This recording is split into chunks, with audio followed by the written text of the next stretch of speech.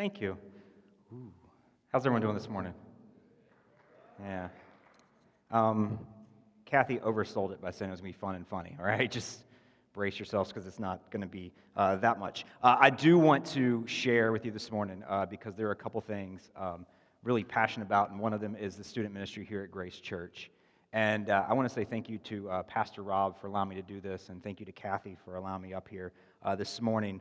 I requested to do this on this Sunday because I want to share the mission and vision of Tweleveone Student Ministries with the whole church, not just my volunteers who hear it repeatedly. This past Wednesday, my wife tried to lead a revolt against meetings. She was like, you keep wanting to meet with us and talk with us, and we're not doing it anymore, all right? So that's one of the things that I try to instill in them is so we constantly conversate about what we're doing, where we're going, and this year and how awesome it's going to be. And so they're hearing it, and they're going to continue to hear it a lot.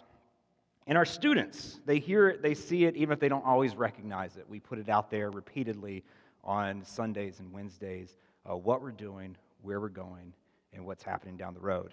And so this morning, I wanted to do this because this is a function of our church body. And for the rest of the church here, I want you to understand that this is vital to Grace Church and what we're doing, and you, if you were a part of this. And this morning, you're sitting here or you're watching online, you are a part of Grace Church in some form or faction, so this is for you this morning. This is a function of church body, and we have seen great support over the years from people who didn't even have students in Tweleveone. Like, we've seen other church body come in and provide support. Mary and Hannah, Megan Joe Ross, Kelly Day are all people who have at some point jumped in and said, hey, I have a way to benefit your ministry, and it's been amazing. God sent them our way. And so if you don't have students, they don't have students, y'all are in the same boat right now because there may be something this morning that God will lay on your heart that will be beneficial to what we're doing here at Grace Church. And obviously we have a lot of great support from our parents, from our students, from our former students, who just don't seem to leave sometimes. So it's been great. I've been doing this for 12 years. I've had some of the same students for 12 years, yes. Do the math, all right? Those loud laughs are from their parents. Anyway, there are two groups of people in this room this morning, all right? You are connected to Tweleveone in some way. You have a vested interest in what we're doing because your child is a part of this, or you're a part of this, and you want to see where we're going. And then group two, you haven't connected in a way before, and this is the day that you're going to hear of opportunities and ways that you can be involved and to support what we're doing. When you came in the door this morning, we did one of our most random things we do at Tweleveone, which is called Darth Vader's Head.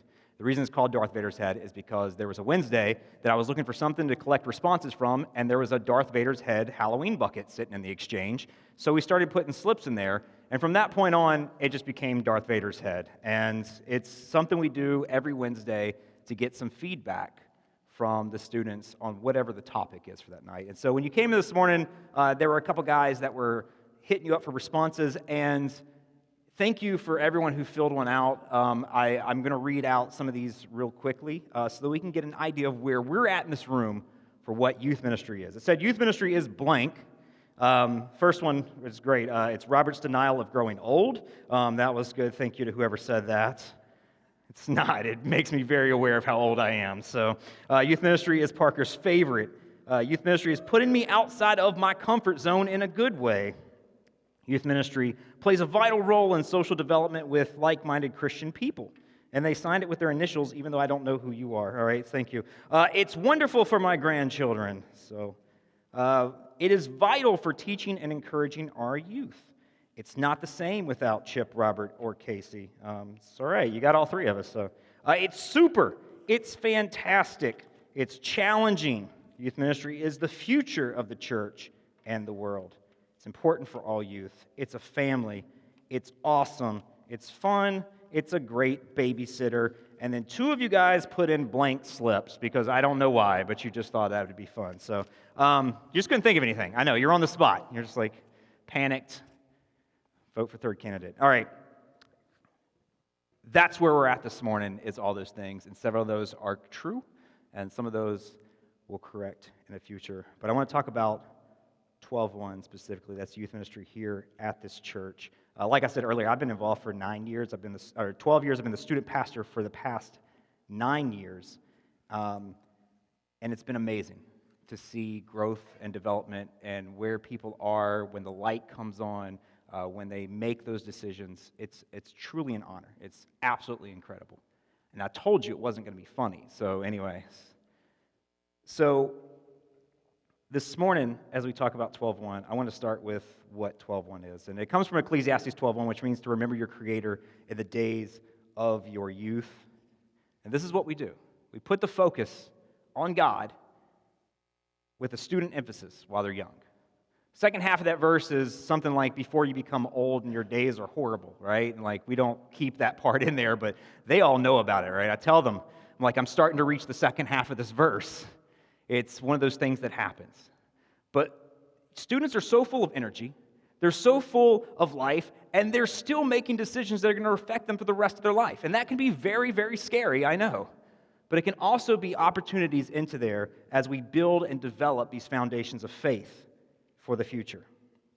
We have a lot of fun at 12:1, and I intentionally made this morning less fun. And I want you to know why, all right? We did Darth Vader's head, but if you've been here before, you know that I like to smoke machine, which is not a good idea right now because we've had real fires for a couple times. Lights, loud music, whatever you can think of, we do it at 12:1, all right? Like Darth Vader's head is pretty normal compared to some of the things that have happened over the years. We've gone Gallagher style on watermelons, which was one of my favorite things we've ever done. We've blended Happy Meals, which after they threw up, we didn't do anymore. We have duct taped people to doors, all right? And then they got too big, we can't do that anymore, but it was a good way, it was a game. We've renamed people, we've shaved heads. Notice I said shaved heads because it's happened more than once. We had a lost bet and then a potentially rigged contest that happened. We've tailgated before service, we've built blanket forts. Right now, there is a mannequin in the exchange named Sheila, and people have been asking me for the past week, why is there a mannequin in 12:1? And I ask you, why wouldn't there be a mannequin in 12:1, all right? We use it. It's on the DJ board right now because that is our DJ. Thank you. We have our trips that you see. We put them out there, and people will have asked before.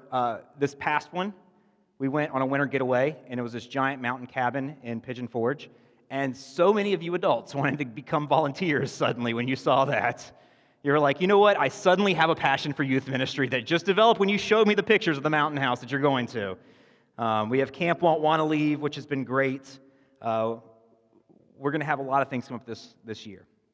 And I know that you see those because we advertise those. We promote those. Those are in the weekly update. They're on video announcements. Whatever we do to put those out to the church, you see that. And this morning, I wanted to make sure we kind of pull back a little bit from all the what that we do. And I want to share with you the why that we do it. Because I think that's so important to understand that on top of the loud noise, the effects, and the craziness, at the heart of what we're doing in 12:1. And so, this year in 2021, as we ramp up, after what has been a challenging 12 months, to say the least, I believe it's going to be an amazing year as we see students come to know Jesus in a real, living way. We are putting an emphasis this year on these 3 core truths, which have always been, in some way or form or fashion, part of 12:1 and the heart of what we do and what we are. We are very intentional about making sure that the same messaging gets repeated and repeated. I've had students who've picked up on that because they've been here from 6th grade through 12th grade. And they'll come up to me and they'll be like, I went to go mark it in my Bible and found the notes from 3 years ago. You gave the exact same message. I was like, it's intentional because we want to make sure that every 3 years we repeat stuff so everyone hears it and hears it again, that it's repeated and that it's repeated again. Actually, there was this quote by John Wooden, which I thought was great. And I just lost it in my notes because I flipped too early. It says the 8 laws of learning are explanation, demonstration, imitation, repetition, repetition, repetition, repetition, repetition. Those are the 8 laws according to John Wooden. And that's one of the things that we do is we repeat in some form or fashion the same things over and over again. Not that it would lose effect, but that it would be remembered, understood, and just sink to the core so that you don't lose it. I do have this image right here at the core of the heart of what we are, and I want to talk about our 3 core truths that we have this year. These are things that if you're sitting here and you're a believer or you're not, whatever it may be, these are for you as well. These are the truest things about us, and these are things that we want all of our students to know. We are actually in week 2 right now with the students, so they're halfway through this, that we are going through with them and saying right out front, look, this is what's coming your way on a repeated basis for years because these are truths about you. These are the truest things about you. One core truth, make sure this is where it starts at, is you are loved. I will say this, and I've told our student leaders, and they know this, that we fail on an epic level if a student comes in and does not feel the love from us. Like, this is the first thing. Before we get to anything else, they must understood that they're loved because I don't want us to ever think of God's love as something generic. I've fallen into that trap over the years that sometimes you hear something repeated so much that it does lose its effect. But when you see it demonstrated and when you see it acted out, it has a life-changing effect that there is no substitute. When a student truly understands the love of their Creator, they are free to love themselves and they are free to love others when they truly understand what that is. Every one of us, as people in the center of us, we have this need for love, and we try to fill it in so many different ways. And I believe, because I've experienced it, I've seen it, that God's love will meet that need in a way that you have never understood if you haven't experienced it for yourself. And so we want to embrace that transformative love, to repeat that to every student, to show every student. We try to do so many things and reach out, but the top thing is to make it a priority that we fulfill that duty of God's love to each and every person that walks in those doors. Do we fail? Have I failed? Absolutely, all right? Like, I am not perfect, and we're not perfect, so, like, don't get me wrong, but I told people, I said, this past week, I said, look, I've been guilty of these things, and I put this out to everyone because we hold each other accountable to help push each other forward in this way. I want them to see God's love demonstrated, modeled, and shared. Our leaders, I've vet our leaders. There are people before who've come to me and said, I would like to work in youth ministry in some sort of way, and after a while, we have moved them to a different place, right? Because it's not for everyone. It really isn't. There are some that just maybe didn't have the patience, didn't have the temperament, whatever it may be. They were giving the impression to students that they didn't like them, love them, or care for them, and so we moved them to a different spot pretty quickly. Because it is important that we have leaders that love people, that love students, and will show that to them. Words are tough, anyway, on a repeated basis. 1 John 3:1 says, see what great love the Father has lavished on us that we should be called the children of God, and that is what we are. This is what we are. This is who we are. Why are you leaving? You're walking out right now? For real? Sorry. That's my niece. I can do that. But we are children of God, and they are. It was worth it. I got distracted. I distracted myself, but it's okay. Number 2, core truth, you are known. And I want to go by this because I think that there's a little bit of a broadness to I love everybody. And we can say that. Oh, yeah, I love them. I love them. I love them. But I want to emphasize this because to be known is a whole different thing. And right now, especially in this age group, in this demographic, man, they want to be known. They want to be known. I grew up in a generation where we had gatekeepers before you could be in the media and have followers and fans. That doesn't exist anymore. Every person is a potential celebrity at their fingertips, and that is in their brains. They see that, and they know that. You don't have a detachment from social followers anymore. It follows you around all the time. We have created an environment where we have tested out social media on this demographic just to see what happens, right? And we're going to look back at it years from now and just be like, how in the world did we allow this? How in the world did we allow this? But for right now, that need to be known. We want to know them, but we want to know that God knows us better than we ever will know ourselves. God knows us on an intimate, detailed level. Not just that he loved all of humanity, that he knows, but he knows you. He knows you specifically. Every student's trying to find their place, to make their mark, and want to be famous. But the most that you can do is to understand that you found the attention of your Creator. Jesus said it like this, as I flip here. He said, "The very hairs on your head are all numbered, so don't be afraid. You are more valuable to God than a whole flock of sparrows." Your value to God is something because in His eyes, He knows you. And this is one of the things that I've put out to them, because you can't sit there and say, "Hey, you're so important, and God knows you," and then ignore someone. Just for all of us, we can't. We just talked about this on Wednesday. But when you believe this, someone's loved and known, you demonstrate it. When you've experienced it for yourself, you pay it forward. And this specific verse right here, I use this because it's talking about the hairs on your head that are all numbered. And that's an ever-changing number that no person knows. There's no way to really quantify that with any person. Maybe there is a way, but it's very, very difficult, all right? But when he used this phrase, it was a way to say, look, this is something that you don't even know about yourself, and God knows. Because that's the detailed level that your Creator knows His creation. When we understand that, and we see that we are looked at through this lens of someone that loves us, that knows us, it awakens something in us. Our third core truth, these all come through in some way or another in the messages, is that you have purpose. You have purpose. Believing in the students, that they have purpose, seeing the greatness in them. Because God made them. He has a plan for them, and He has a purpose for them. And they can achieve mighty, mighty things. I believe that God's plan for their lives is better than any plan that they're going to come up with. When we find that and we understand that, when we walk in purpose, it is a fulfilling thing. When you understand that wherever you are right now, God has placed you in there to do His will to those around you, to show His love to those that you come in contact with. There is a purpose for you, and that is why you're here.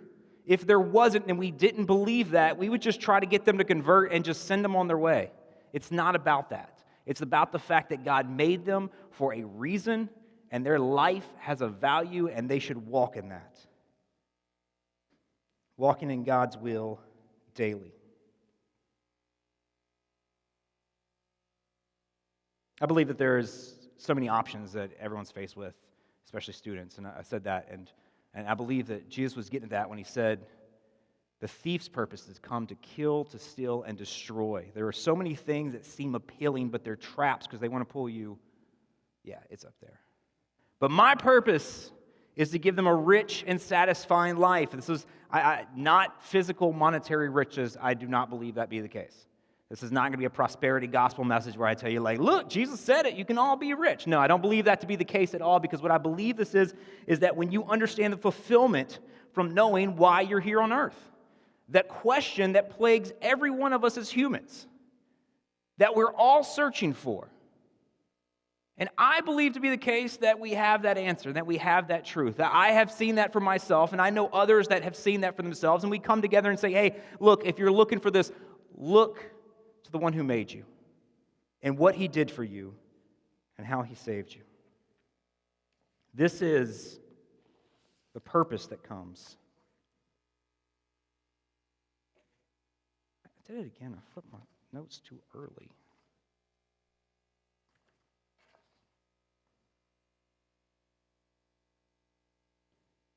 I thought this was important because as we go through this with students, I understand that these points, they also hit us as people.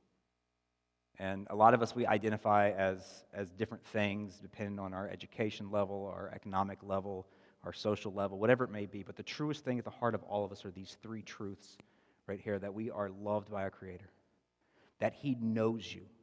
He knows you. He knows all about you. and he has something for you, a purpose and a plan for your life. It is such a fulfilling thing. I'm going to give you a break for a moment because I didn't want to just speak myself. I wanted some of my leaders to share as well. So I asked them, I said, hey guys, can you send me videos of yourself just sharing what 12:1 is? And that's not a fun request. I understand that. If I got that request from someone else, I probably wouldn't. But yeah, but so many of them did, and I'm so happy for them. And I'm not at all going to rag on the ones who didn't. All right, it's not going to happen, people. But thank you to those who did. And I want to show this real quick for a few minutes. Some of our leaders sharing what 12:1 is and why we 12:1. I enjoy volunteering at Tweleveone because I feel it's a safe space. It's a great time for the kids to come and learn the Word, and I enjoy seeing them get into that sense of community. I think that anytime we come together and they're in an environment with other people that are their age, it's a safe place that they can open up, share things. What better than to worship with other people? I think that's probably the biggest reason to me that 12:1 is so important. Being at a young age or just growing up, it's extremely important to have that family that will also lead you closer to God, and that is what 12:1 is. The messages appeal more to them and their age group, and they apply more to issues that they may be facing at that time in their life, and it's a very important time developmentally as far as growing their faith and being around other people who may either share that faith or learn that faith from them and grow in it. These moments are the most influential points in our students' lives, and we really just want to let them know that Jesus loves them and to remember him through all the peer pressures they might find in life, their trials. And the reason I serve at 12:1 is because I remember when I was a student and just all the love that was poured into me, and I found some of my closest friends and family, and I really just want to give that to our students. I think back to how huge of a role that youth group played in my life as a student, and I want to be able to give that back to our students. To me, it's an opportunity to give the youth the same type of experience that I had and making it better for them. I do have 3 kids that have come through it, or one of them, third one is actually in it right now. So it's been fun seeing them grow and being involved in the youth group, and making new friends, and just the growth that they've had going through it, and the people that have been in their lives and helped them become the young men that they are. As someone who grew up in 12:1, I understand how important it is to be a good role model to the younger students and to really all the students. And I hope that I can be that role model for other students as they grow up in life, and always make them know that they are always welcome there and can always reach out at any time, and me or another leader will be there for them. I think that's very important to me and other leaders that serve in 12:1. I'm called to be in there. God has called me to be a youth leader. It's really scary at times, and I've even had people say, how do you do it? What in the world? Why do you want to work with teenagers? It is the best thing, and I know that that's exactly where I'm supposed to be. That's where God wants me to be right now.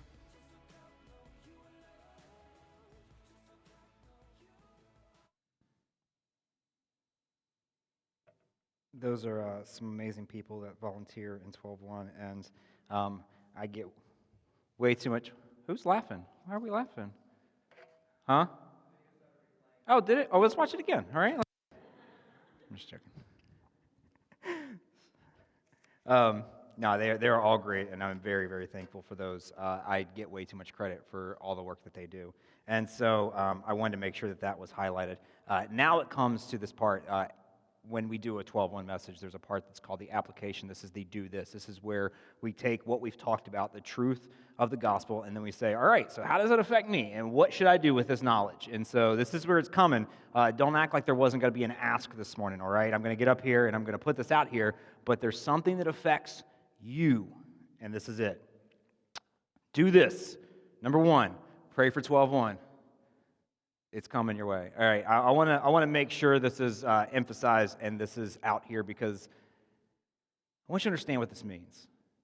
This is, I think a lot of times in church, we're guilty of just throwing around prayer like oh, I'll pray for you. I'll pray for you.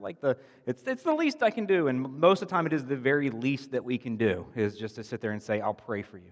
And I want to understand this, that prayer, when you pray and ask God to align your will to His will, it will change things. And when you pray for Tweleveone, and you pray for the leaders, you pray for students, and you pray for what your part might be. Because over the years, we've seen God move in amazing ways with people that I didn't even know were keeping track of what we were doing. And all of a sudden, they come in and say, hey, I just saw you were having an event, and I have all these things that you can use to make your event better. Or people who say, you know what, I'm kind of detached, but I want to help out in some sort of way financially, so here it is. Because this is what happens when you pray about something in a way that says, all right, God, show me what my part is. And I want to make sure we understand this. This is a little side message right here, that when we pray for someone, we pray for someone's situation, that we open ourselves up to be the solution. That we sit there and say, hey, God, I have some selfishness, and I have some greed, and I have these things that I would like to keep my time and my resources for myself, but I need you to help break that part of me and move me to a place that's more generous. Move me to a place that's more giving. So when I say pray for Tweleveone, pray for our leaders, pray for our students, and pray for those that God will move their hearts in the way they need to go. And then number 2, support Tweleveone. I'm not going to sit down. I was going to make it easy on the video, guys, but I like to pace. Support Tweleveone. What does this mean? We're going to, over the years, we ask for donations. You guys have been amazing when we do our thrift shop or yard sales, wherever it may be. When we have events, coming through there and supporting them, those are amazing ways. When we share posts, when you get information out and supporting it that way, you guys have been great. Reaching avenues I didn't even know really existed when we did stuff of hey, I took this event, I posted on Nextdoor, and now everyone in my neighborhood knows about it. I'm like, didn't even ask you to do that. Thank you so much for the support. Supporting Tweleveone and the ways of seeing it, not as something that they do on the other side of the wall. And this is the main reason I wanted to be here on a Sunday morning, is so that you guys understand that we're just not something on that side of the wall. We're not something that you send your kids to. We are a part of this church that is reaching a generation with a specific message that appeals more towards them. But it's part of what we are doing. Support Tweleveone. Parents, we're here for you. I want to say a huge thank you to all the parents. Over the years, it blows my mind sometimes that you guys would trust me. Like, random guy showed up one Sunday and you're like, yeah, we trust you with our kids. It was amazing. And so thank you all who have been supportive, and whether it be Wednesdays or Sundays or during the week, whatever it may be. When I got here, I was much younger, and early on I went to this leaders conference. And they said something that just hit home for me. And it says that if you are a 20-something with no kids, don't you ever think about giving parenting advice. And I was like, all right. Like, the guy looked right in my eyes, too. He knew I was going to. He was like, I see this coming. So I took that to heart. And I tried my hardest not to. Some people would come and they'd ask. And, I didn't know how I responded then when they asked specifically, what would you do? And I'm like, why are you asking me? That's when I realized parents are just as lost as I was. Anyway, but here's the deal. I'm now creeping up on 40, right? And I've spent over a decade now with a bunch of students. So from my observations of life expectancy, I'm no longer following that rule. And I have just a little bit of a parenting advice for all of you. I've seen this modeled. I've seen it amazing. And I just want to say this. Make faith a priority in your child's life. Make faith a priority in your child's life. I believe as a parent, you should be prioritizing academic success, hard work, healthy eating, good morals, family bonding, and yes, active faith. I believe that this is part of a well-balanced, healthy student. And that's why we do what we do, is because I find it to be vital. I have committed my life to this. And I ask you to think, and when you pray as parents, what am I doing? What am I modeling? Where does it go? if you treat it like less of a priority, you're communicating that. And my mom's here this morning, and she can attest to this, that it was a priority in my youth. And I was a church kid from as early as I could remember. I can count on 0 fingers how many times I remember not going to church. Like, we just didn't. We went to church on vacation. Think about how weird that is, right? Like, we would be gone on vacation, and it's Sunday morning, and we're like, we're going to church. What church? This random church here. And we'd walk in, they'd be so happy. They're like, we hope you come back next week. And we're like, we're just here for Disney World. We're going back to North Carolina. Like, anyway, it was kind of crazy. And then I was in a youth group that saw 5 different youth pastors during my 5 years that I was there. Every year we got a new youth pastor. It was fun, right? It was like Christmas. And so I kind of grew up in this, and I saw the importance, and this is why, and I want to let you know why. I think every one of my students know this. I grew up in church, and I responded to so many altar calls as a kid. Like, I got saved like dozens of times, right? Like, I was a sucker for it. We'd go somewhere, and if you grew up in church, you knew, man, they would hit you with that. They'd be like, if you're here and you have any questions about where you're going to spend eternity, I'm like, I'm just going to make sure. Let's go, And I would do it again and again and be like, if I ever got to heaven, I'd be like, dude, I got saved like 20 times. But if you ask me and you say, hey, when did you get saved? When did you give your heart to God? When did it change for you? I remember specifically where I was on a Wednesday night during worship at my youth group. I was 16 years old, and it was during the Potter's Hand song, if you remember that from Hillsong, all right? Like, I played it for my students one time. They loved it. Anyway, but I remember that being a point. And I think about that every Wednesday when we have this, is the vital importance of every opportunity that we have. That might be the opportunity. So, I say that because to my parents, to my people, to the support group that we have here, you never know when that moment's going to open it up for that student to be changed for forever. Here I am 20-something years later. I remember that moment. I don't remember much about it, but that moment happened because that was the opening that it had for my heart to be aligned with God's will. I got like 30 more minutes, but I think I'll wrap up early because I can see it in your faces.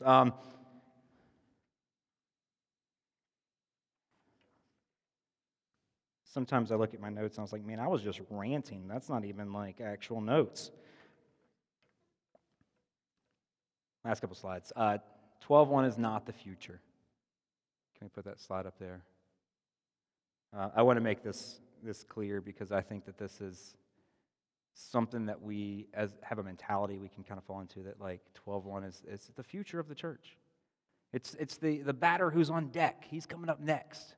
We got to get them prepped, just for, they're at the scorer's table, they've checked in, they're going to come into the game in just a little bit. They're the future. It's not the future. 12:1, it is our present. This is right now. This is right now. Throughout our entire society in the world, we look and understand that there's not some sort of age limit on generations from affecting change in the world, right? Like, we've seen young people do amazing things and get the spotlight globally over the past several years. But sometimes the church is a little bit slow to keep up with that, so we think of like boxing things together and that we have, this group where we keep our kids and keep them prepped and ready for the next generation to come. No. It's right now. It's our present. This is what God's doing. He's changing lives, and they are changing lives. I enjoy it because I have seen students that have a willingness to serve, have a willingness to share the gospel, have a willingness to love each and every person they come in contact with.